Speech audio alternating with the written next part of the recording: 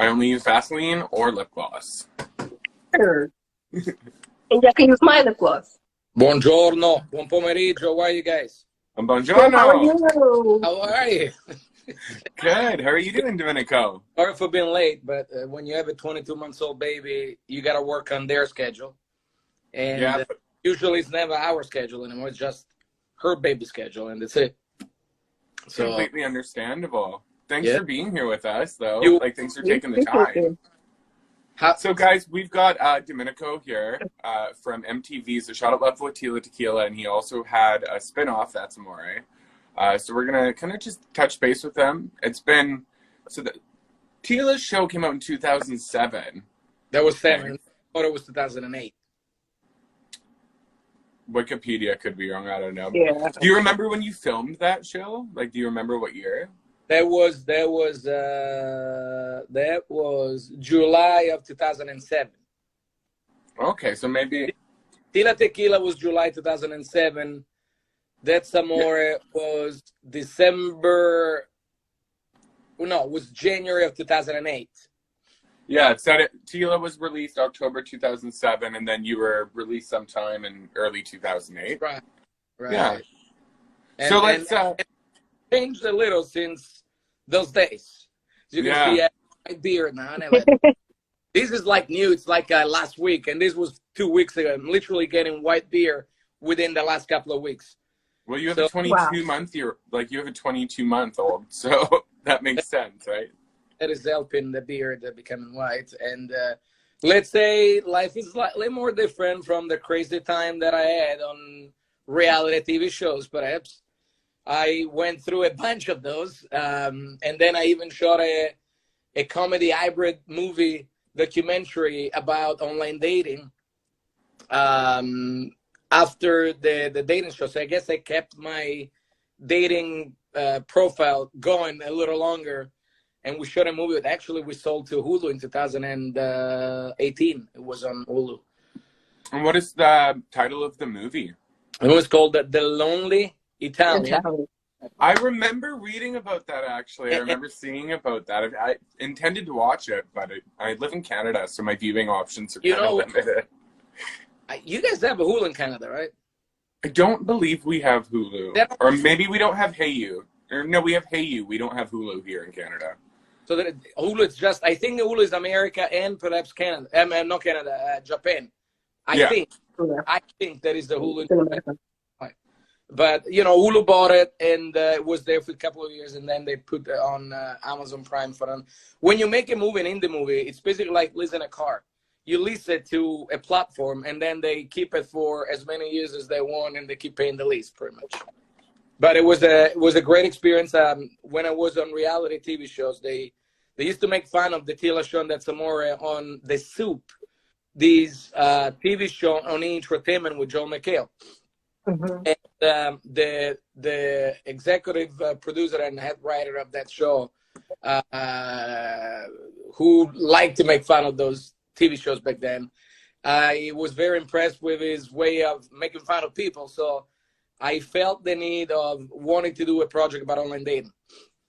So I approached him, and together we decided to explore the world of online dating.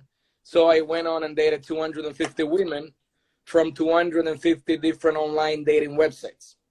We probably spent at least 30 grand in, how do you call it? Subscription, whatever it is in your language that you say. Because to be on those websites, it's actually expensive. Yeah. It's like the $10 here, $20 there, and you add up, we did hundreds. And we went from the normal one back then was OkCupid, was, what was it? I was then OkCupid. Christian Mingle.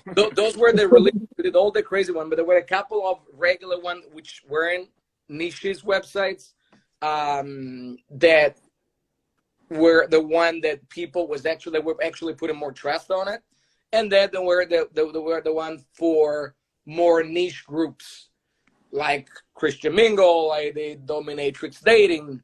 I did 420 dating for pot smokers who want to date just pot smokers. Farmers only for farmers who want to date only farmers, and so on and so on. So that was a great way of exploring this world. And crazy enough, I found more nuts people on the normal sites than the niches one. Like, how would you describe the filming process with each one of the things you were filming? What was the differences and similarities with them? Between the MTV shows or all around, like the different shows you filmed, like between the Tila show and it's crazy because I never wanted to do ever reality TV shows. I never thought, I never wanted to. I could care less. I had a stage background, so my background was to be on stage. I went to a drama school. I got a diploma after 3 years in the stage, and then I come here knowing that it's the wrong city because I should have been in New York. But New York, I thought it was very selective, where they really only want American people on stage and perhaps Australian or British people. They don't care about Italian. I never saw an Italian person on any stage. So I figure if Schwarzenegger was able to become a famous actor in LA, I would come to LA. The guy still can speak English, like me. We have thick accents, and somehow people with accents and from different countries manage to become celebrities, actors, whatever. In real life, I wasn't really looking to have any fame or popularity. I was just looking to do what I felt was right, which was performing, sharing, a script perhaps that I wanted to share with the world or whatever it was. And then you get into the world of reality TV. And I guess what reality TV did for me, back then it was crazy because those TV shows were nuts. But, and then I went on the road, like, it's crazy. This is like a rock star, but it was literally like a rock star because in 27, 2008 until probably 12, 13, reality TV shows were creating literally pop culture people, and I wasn't able to walk around the streets. Overnight, I remember the very first time somebody recognized me was I went to buy a frame in a frame store. And this is the day before the premiere of Tila Tequila, literally not even 24 hours after, 12 hours after the show. And I go and buy a frame, not just to get a discount on the frame, but the lady, she was like, wait a minute, aren't you the Italian guy that I saw last night on MTV? And there was the beginning of going through these crazy popularity days where they lasted about probably, where I wasn't able to walk around the streets probably a couple of years. Ooh. And then if you don't keep on showing your face, you fade off a little. And then when you remind people my age or younger that I was on those TV shows, then I'm like, oh, I remember watching those shows. But what reality TV show really did for me was they got me into a field that I never thought, which is documentary movies, where it's basically non-scripted shows, let's say, because reality TV is non-scripted. Everything that happened on those TV shows, on mine and on Tila, there was no script. It was just based on the momentum and whatever was happening in those days. And then I said, you know what? I kind of like this way of telling stories without really having to read words based on a script. So what I did after Tila Tequila and that Samore was, I did something fun first, which was they called me to do a celebrity survivor show for the Italian Channel 2, was Rai Due. Huge. We had 5 million viewers every single episode. They sent me from here to Nicaragua on a little tiny island, and I had to survive for 6 weeks. I lost, which I will need now to lose some weight because I went to Italy last year after 3 years of COVID, and I probably packed 20 pounds that I've been trying to lose, but I can't lose it because I have a 22-month-old baby that doesn't allow me to go to the gym. But that said, Survivor was really effective because I lost 26 pounds in 6 weeks. How long were you on? How long were you there for? Because I don't speak Italian, but I want to see some clips of that. There should be some still. on YouTube. So what happened is Celebrity Survivor last 10 weeks in Italy, and they put me in after the show started. So they put me in 4 weeks in, and I managed from the 4th week to go all the way to the final. So I wasn't the last 4 people to last on Celebrity Survivor in Italy. But again, the show in Nicaragua, where under contract we had 1 ounce of rice per day to eat, because otherwise you just full on die, and that's it. So what it is we were able to source coconuts. You know, we became little monkeys going up to the trees and get coconuts. Because if you don't get them, you can't just survive on rice. Very little rice, by the way. We went fishing a few times, so we caught a couple of little fishes. Best thing was caught was a stingray, which was ginormous. But when you're hungry, you become prehistorical. Like you eat whatever is in your way. Exactly. Yeah. You feel your body eating your fat. And I packed some fat before I went on it, because I said I may die on that island. So I should go now and lose more weight. That would be great. Yeah. But it was actually fun. Probably. Did you win? No, I got 4th place. I go 4th in the last 4, but I got 4th place. Do you get a prize for that? No, we got paid each week to stay on it.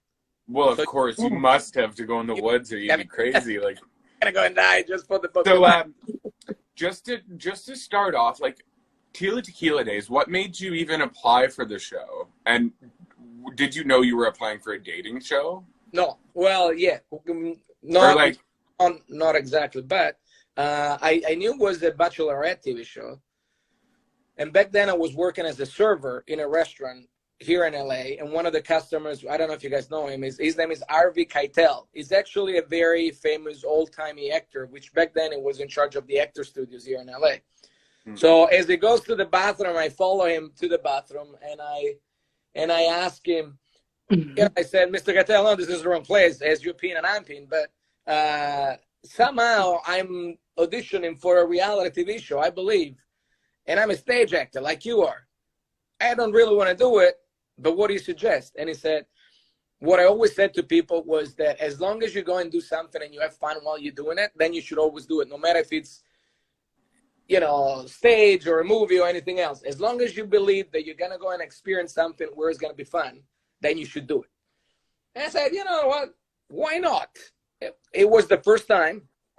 I was there a year and a half from Italy, fresh out of the boat from Italy. This was literally my 2nd audition in the country. And the audition process went through, I think it was a few months. And they apparently they told me later that they auditioned hundreds of thousands of people. It was like 70,000 women and 70,000 men that they cast through tapes, through other stuff, through videos, whatever it was. And when I went on it, the very first day, we see it was 16 men. We were all at the pool. They were all nuts.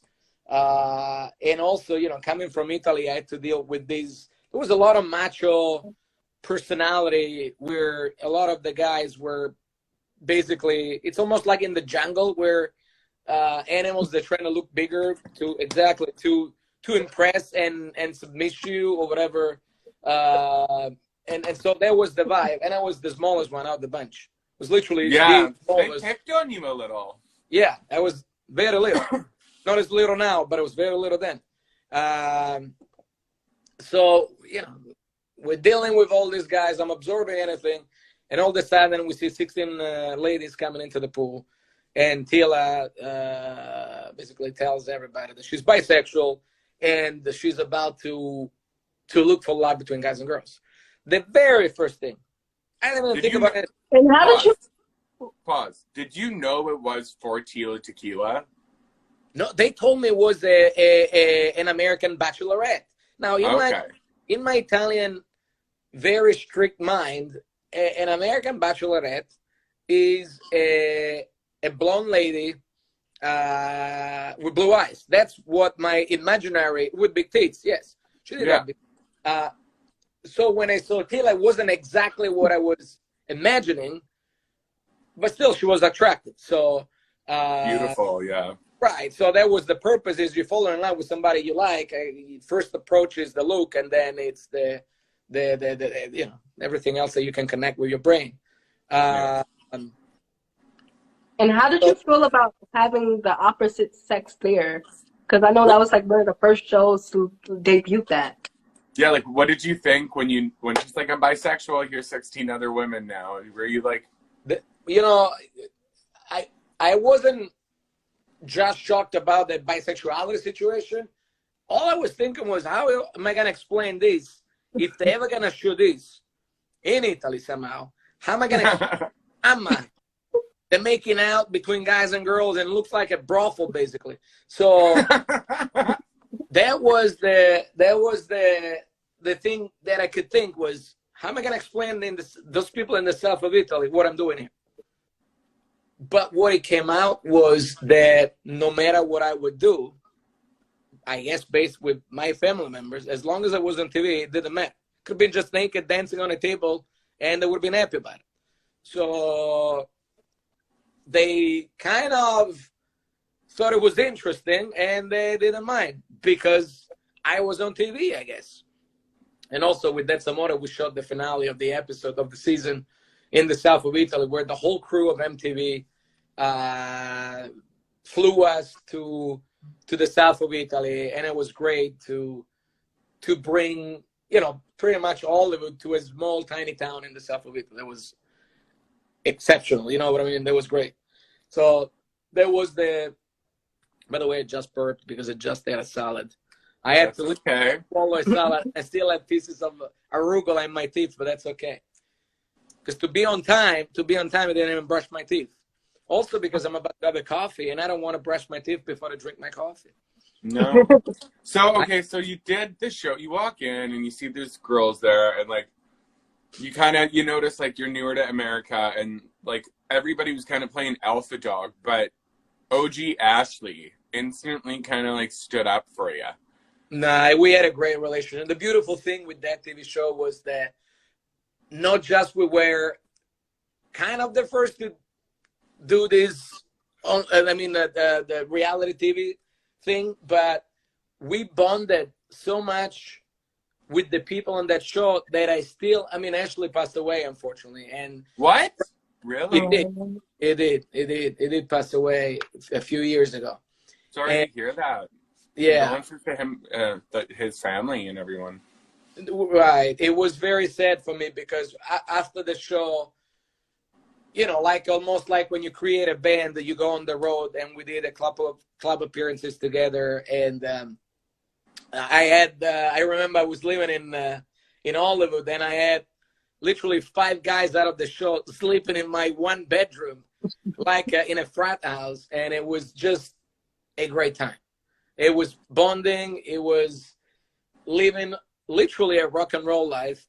And it was almost like being in a band because you felt stronger with them around you. You know, so with Ashley, we did a couple of club appearances. We spoke a lot on the phone. I'm very good buddy with Bobby, who was the winner of Tila Tequila, actually. So we see each other sometimes. And it's just, you know, it's the memories that we have of such a crazy time that you're just going to bring it for the rest of your life. Also, you know, you have pictures on the web that my 12 years old, she is already ashamed of the father because all it comes out when you go, my name is me and an Italian Speedo on it, you know, with chest hair and no t-shirt, you know, that's little chest hair. And a Speedo, yeah. You know, Speedo was good, very successful, by the way, during the gay pride in West Hollywood here. I went on those carts and I was on it dancing and it was a lot of good time. Yeah. But that was the beginning of this era, I guess, and just those memories are just gonna be with us for the rest of our life. Then I went on that Samora, which was even crazier because now was the one that I had to pick, And it felt like I was the lion in the middle of the jungle, and I could basically be the king of the castle. That was the best part. So, now, go ahead. Sorry. Go ahead. Now, would you say, did you actually really create a good connection with Tequila? Or would you say in your spinoff, did you really find a connection there? Or which connection was the strongest? Yeah, which show would you say? The first show, I was confused. I didn't know if I was falling for her because she was basically the only woman I was allowed to be connected, as the other 15 were lesbians, or bisexual. I remember getting smacked a couple of times by a few of them. And the reason is because I come from a culture that it was a little on the discovery of bisexuality, I guess. So I learned a lot. I learned how to respect. I learned how to set boundaries. But I was so naive and how can I say it? And on a discovery mode that I had no filters. I still have no filters. I never had filters. And not even filters in a house with a lot of tough people and an open bar 24/7 wasn't maybe the best thing to do. So did you, but because we know obviously you had a winner at the end of your show. Did you guys actually date? We did. We did. I actually went on a road trip with her and my parents. We went to Northern California together. We did Central Coast. So we went to Los Olivos, which is this very cute area, wine area up north in Central Coast, California. And then we went up to San Francisco. We spent a couple of days there. I did a few clubs also with Megan. That's her name. And I don't want to remember wrong, but I don't know if she had a boyfriend or wasn't as much as into me as I thought she was during the TV show. Because back in the days, you know, you never know who's really there for you, who's really there for just the popularity or whatever it is.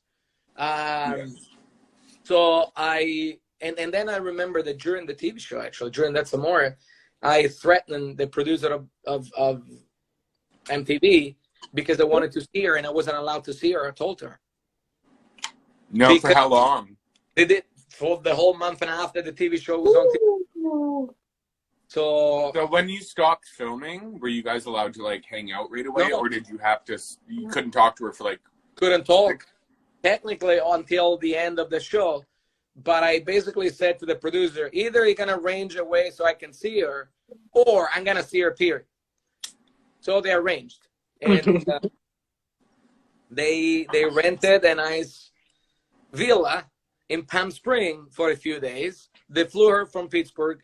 They drove me there, and we spent a couple of days there. So, go ahead. Now, as you stated in the Tequila show, you said that you dated, been with 50 women. Yeah. Is that true, or that was just something you went along with to create, more of a buzz? Before the Tila show? While you were on there. You said you had slept with 50 women. At least. Yeah. I mean, Italy's a fun place to live, I'm sure, Listen, right? I never had as much success as I did in the States with the ladies. Maybe because of the accent. It's short. It wasn't working as good as it was working here. So here it was. It's almost like you had a ship in the ocean and you're doing a lot of miles all around the planet. So I was a ship putting miles on it. Let's say it's a good example. But here's the thing. Those are the experiences that you need. So then later on, like now, 20 years later, not 20, but 12 years later, you then have a family and you don't feel the need of going with anybody else. Picture a table full of food. As you can see, I do like full of food. Uh, and it's full of food, and you start eating, and you start eating, and you start eating. At a certain point, you're exploding. So you need to stop with the food and start the diet. So I've been on a diet for 10 years now with my wife, where we start dating, and then a little less than 10 years, but we start dating, and then into 2018, actually, we got married in Italy. And again, when you experience life that way, then it doesn't matter anymore to actually go and explore other ladies while you're married. Because there are a lot of people that they cheat, they go with other people, and I don't believe in that. I think that you should do that while you're young, and then see. So I'm not gonna do the whole cast because there was like a million, but I do want to just ask you, like, just a couple of the people that are more memorable from the show. Like I said, I didn't have access to watch this year's spinoff in Canada, but so first and foremost, a lot of people that did watch Tila. Sorry? That's Amore, you mean? So no, I'm gonna talk first about the first show you were on, really quick. Right. No, but that's Amore, they aired in Canada, though. They did air it when it came out. I watched it every week. But now I can't watch it in Canada. It's not available. I looked everywhere. I know they have a platform, which is Paramount Plus. They should be able to put all their content on it, because they think that if they bring back a lot of those people from back in the days, like they're bringing back a lot of TV series, they're gonna relive those days. You know what I mean? Mm-hmm. Okay, so moving forward, we'll just talk about a couple of the cast members from there. So we've already talked about Ashley. So let's talk about Marcus. Do you remember Marcus? I remember it. You know, he was loud, obviously, but like I said, he fought Ashley for picking, because Marcus picked on you a lot, it seemed, right? And Ashley was always like right there to be like, pretty much don't F with Domenico. Right. I wouldn't want to mess up with him because the guy was pretty big. Yeah. And, you know, when he was around, you know, they could take care of a couple of people at the same time. Not one, but a few. Also, like, during that poolside fight, because I just literally, I found that when I'm available. I just rewatched a bunch of the episodes. They make it look like they fought more than once. No, they did. The poolside. They did. Oh, did they? They did, yeah. There were a few fights. Because what people don't understand, guys, is this is like 12, 13 years ago, before reality TV really tried to profit off of nothing but fist fighting on TV. Right. There were character storylines. People had connections. There was more than just that. So, like, this was one out of two, which will bring me to the next. I just want to know, what are your thoughts on Brandy and the Vanessa situation, and then even just what your thoughts on them individually were? I think that you know, part of the shows, there were connections between them two. What I really think did not help in a lot of TV shows, as I said earlier, was the alcohol. Open bars never help. Yeah. I mean, you start with mimosas at 7 a.m, and who the hell knows what happens? By noon, you're already gone. So I don't think that that helped a lot people being proper, let's say.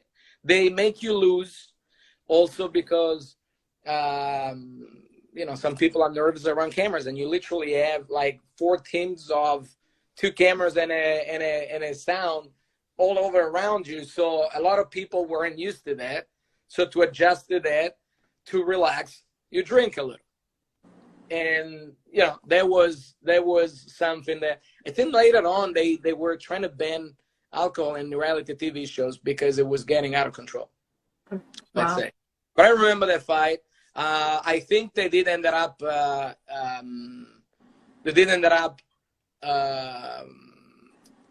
Was there a lot edited out of that? What's that? Was there a lot edited out of what happened, or was it basically what everyone saw? Oh, but yeah, there was more. And they live a little, they let it fight a little because it's entertaining. But then at a certain point, you gotta step in because you never know where it can end. You know what I mean? Yeah, because with that too, I want to ask: do you think that Brandy actually had a connection with Tila, or do you think she was just there for show? Because if I remember correctly, I think she tried to come back, right? Right. And producers, I think Tila said no, but I think it was pretty much a producer choice at that point. At that point, we were all inside. I can say that I was never guided by any producer to make any choice in the first or second show. So I think that maybe it was her because I can talk for myself. I can't talk for other people, but I think we all did what we wanted to do in there.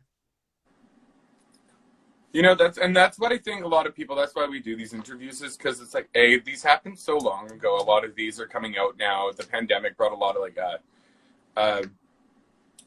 pretty much pretty much just vomited up all of our old favorite shows. And it's like, now everyone's getting all these messages, and it's like, why are you such a jerk or an asshole or so on and so forth. And it's like, let me just look at my book here. It was how many years ago? Relax.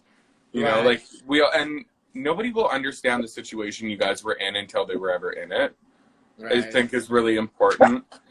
So I wanted to ask you about Amanda, because I know she also made an appearance on That's Amore. How was your relationship with her? Did you guys continue to talk? I saw her a couple of times after the show. But that was it.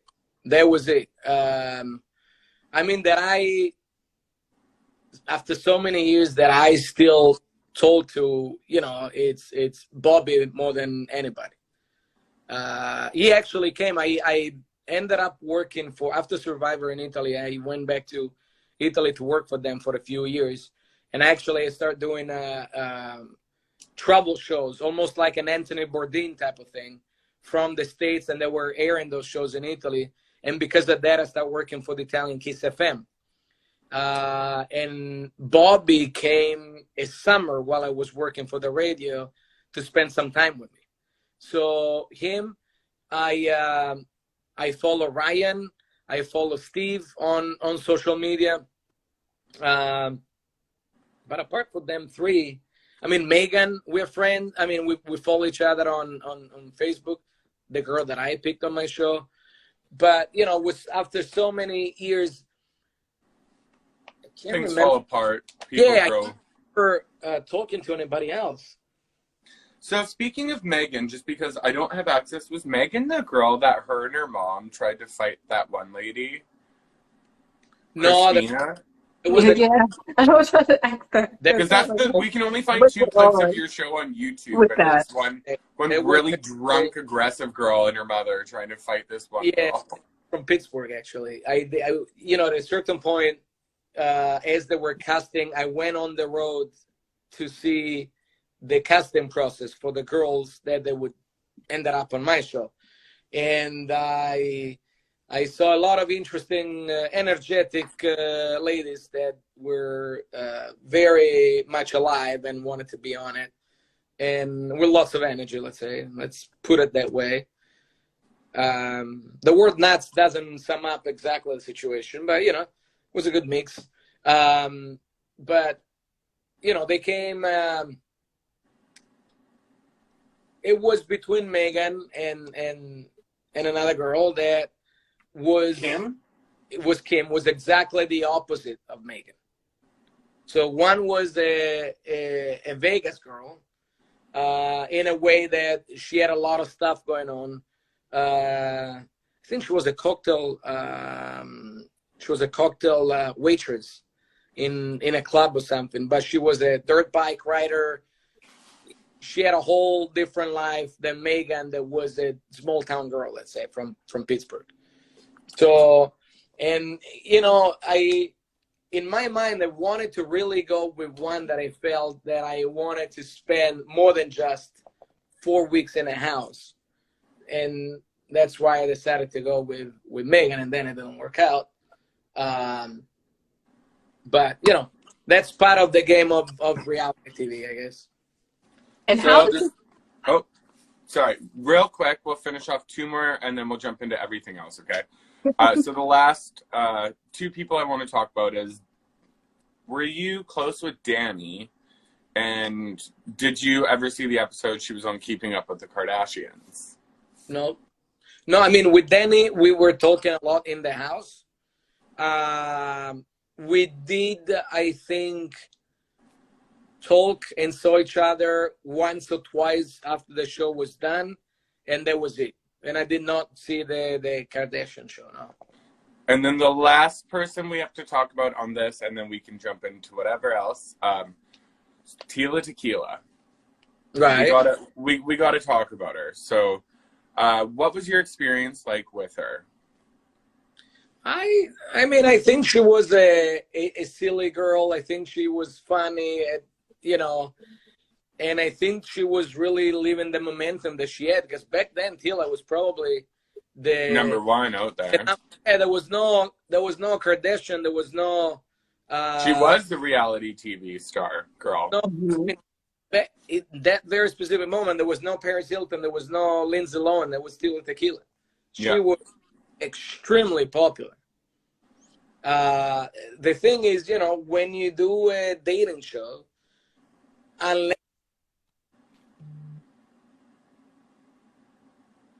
can anybody hear anything? No. I think you pressed mute. Yep. Yeah, so what I'm saying is, it was you know, there was a phase where if you do a reality TV show like the Kardashians, you can go on and stay and be seen for a long time. With dating show, you do 1, 2, 3. At a certain point, either you figure out something else, or you fade off like reality TV did, basically. What do you think about, like, so once again, guys, this is Bad Girls Club Positivity we do these with, so we're not trying to give anybody negative vibes, no bad thoughts. We wish everybody the best. But what are your thoughts on, like, where she's at now? Was that kind of, did she give you that vibe back then that she wasn't really, like, are you surprised with where she's at? I thought that she would have stayed, you know, into the entertainment world,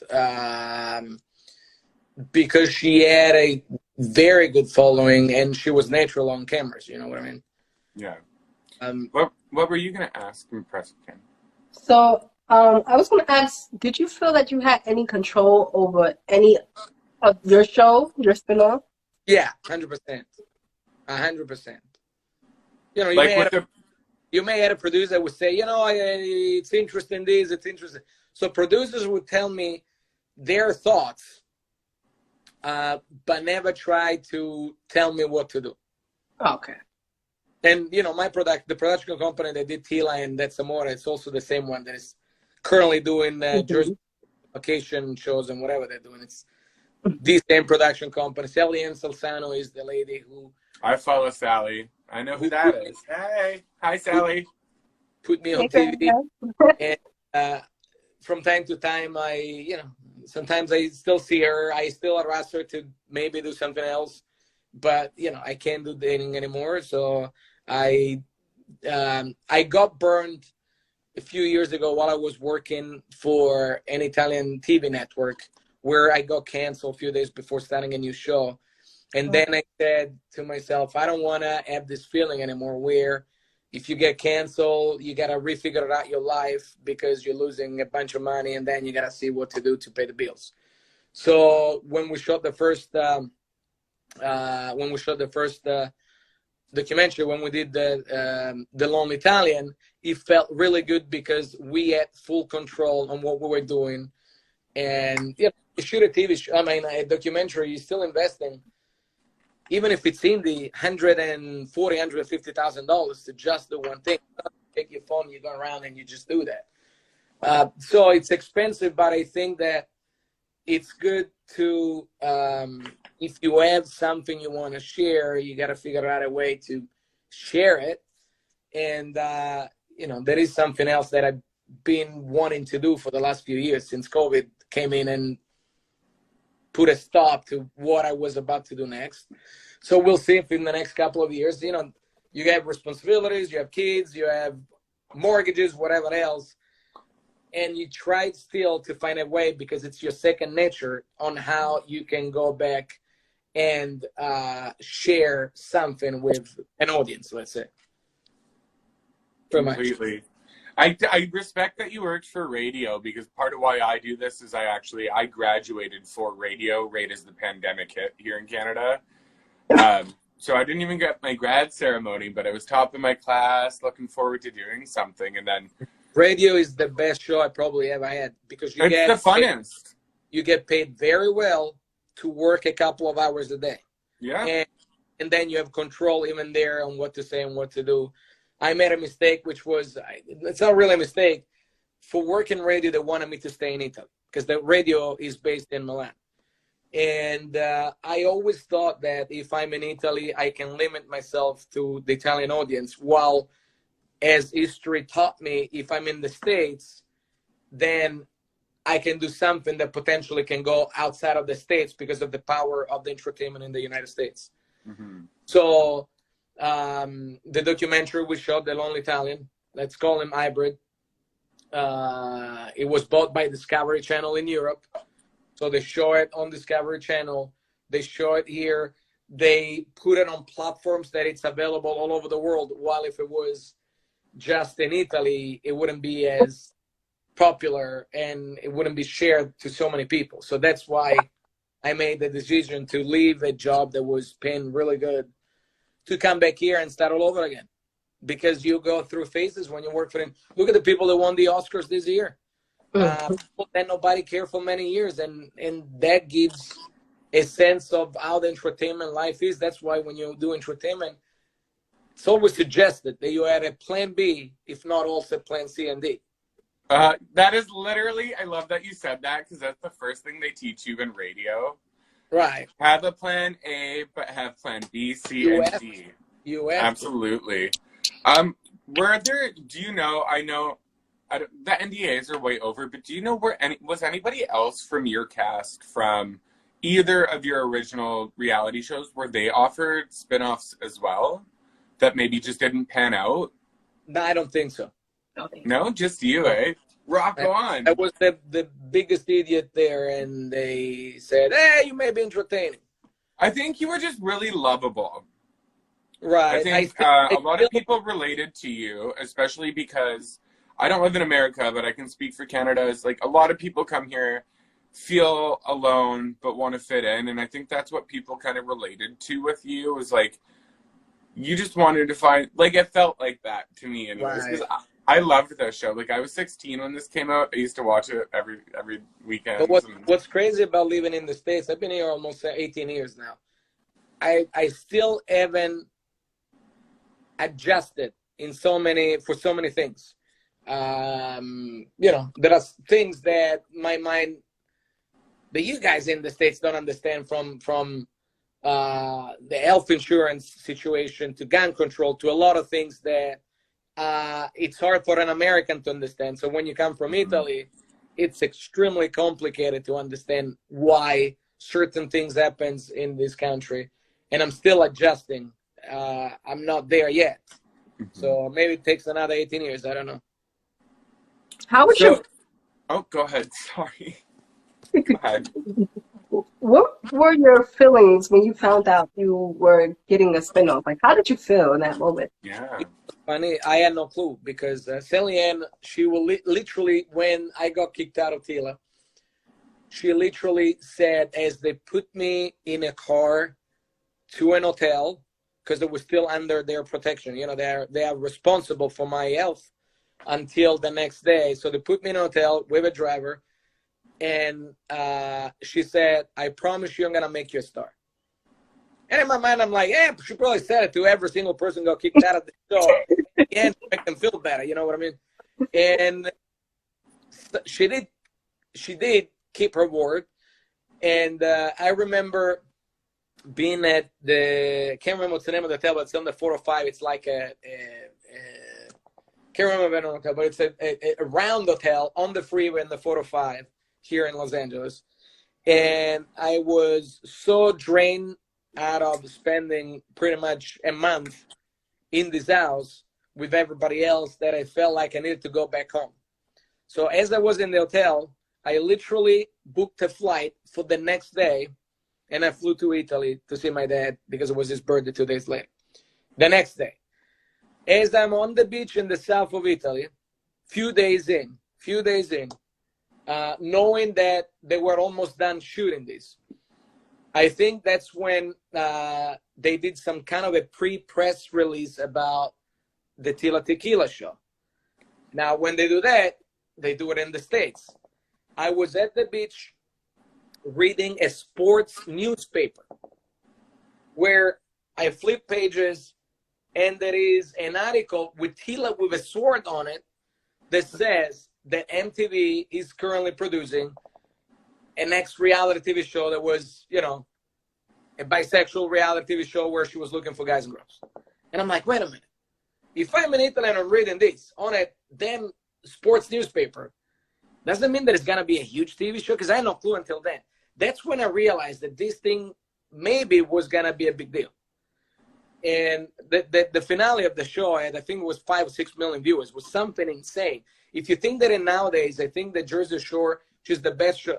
True that there are a lot of other platforms like Netflix, Amazon, Hulu, everything else. Mm-hmm.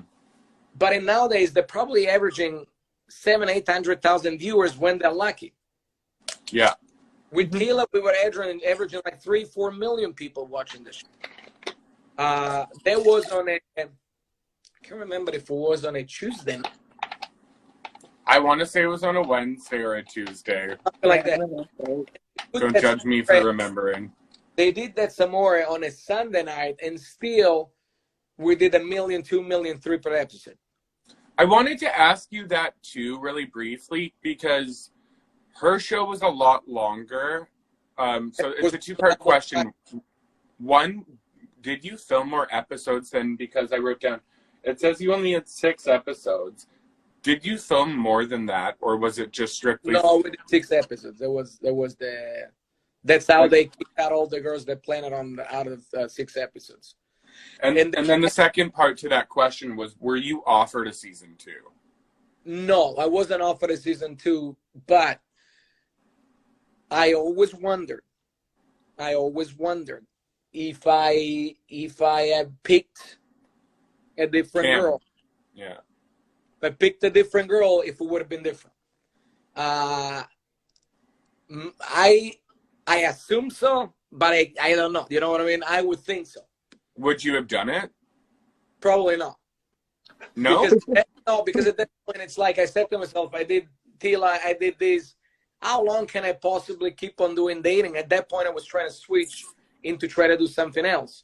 And that's why right after Tila, I shot a pilot where I went with a bunch of people and friends around the States, and we shot a pilot. We went to a dude ranch in Roswell, New Mexico. We went to the most haunted hotel in Colorado with a couple of crazy things.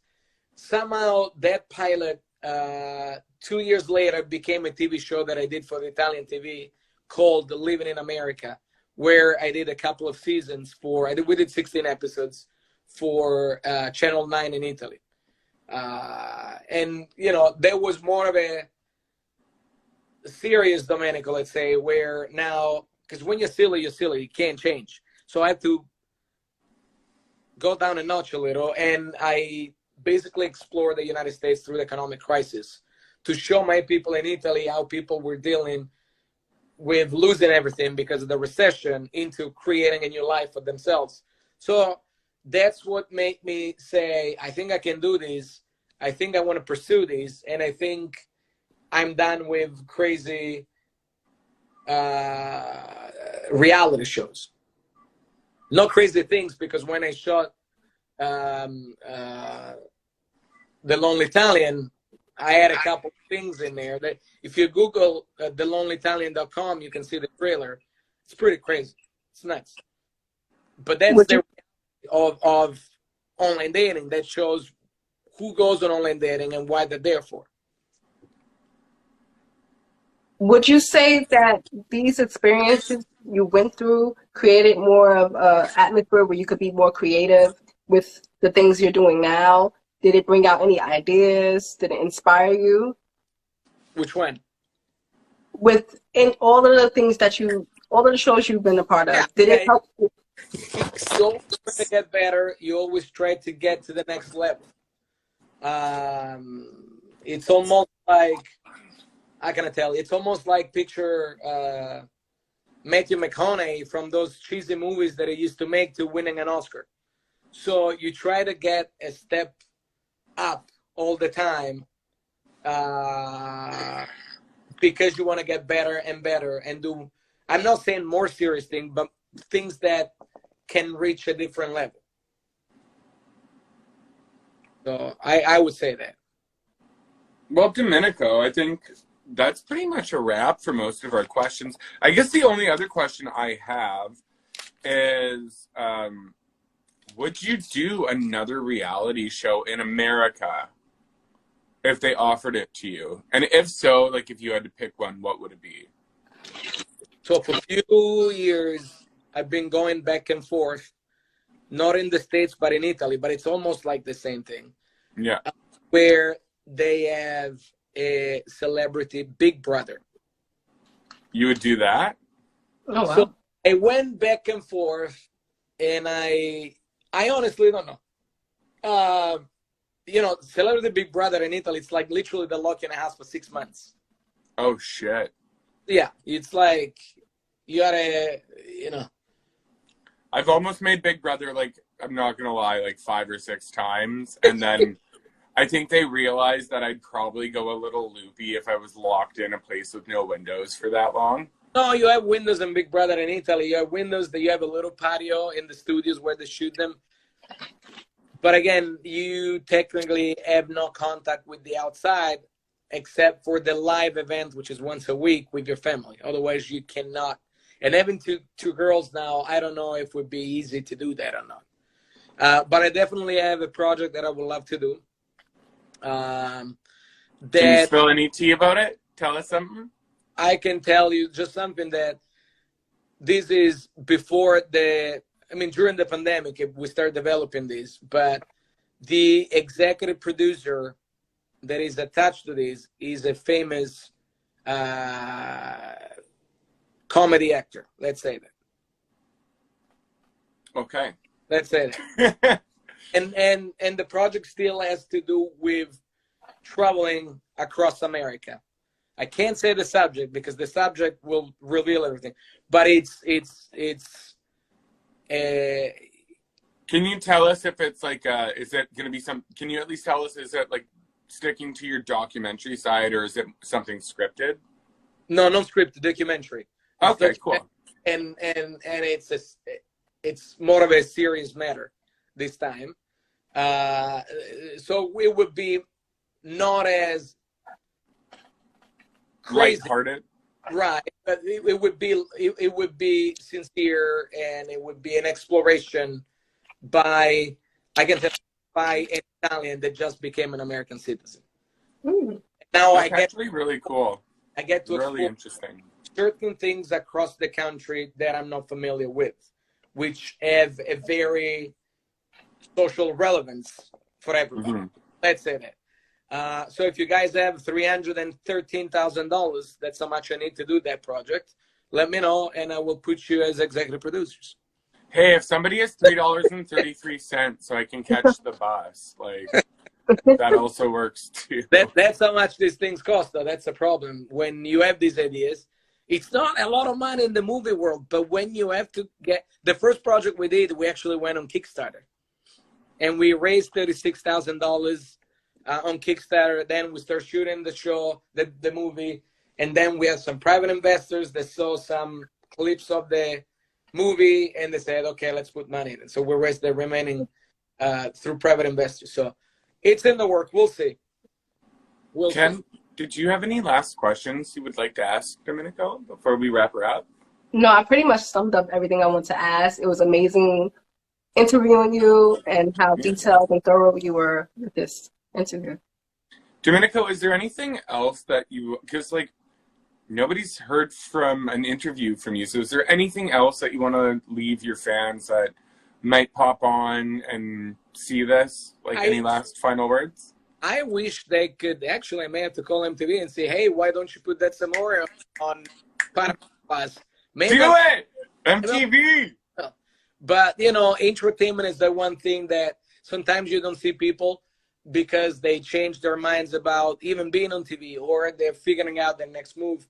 And then all of a sudden, at 51, like it happened for the actor that just won for Best Supporting Actor, you get an Oscar.